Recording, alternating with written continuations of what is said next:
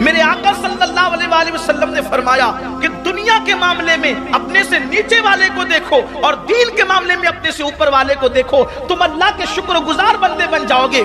यानी जब आपको अल्लाह ने साइकिल दी है तो बाइक वाले को मत देखो, अगर साइकिल दी है तो आप पैदल चलने वाले को देखो, दिल में शुक्र का जज्बा पैदा होगा। वो पैदल चल रहा है, अल्लाह ने मुझे साइकिल तो इनायत फरमाई है, ये जज्बा होना चाहिए, ये चीज होनी चाहिए।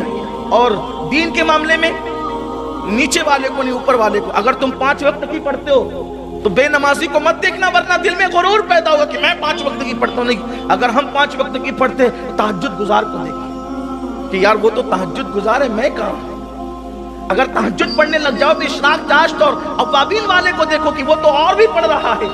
इस तरीके से यानी दीन के मामले में ऊपर वाले पर नजर रहे, दुनिया के मामले में नीचे वाले पर नजर रहे, तो दिल में शुक्र का जज्बा पैदा होता है।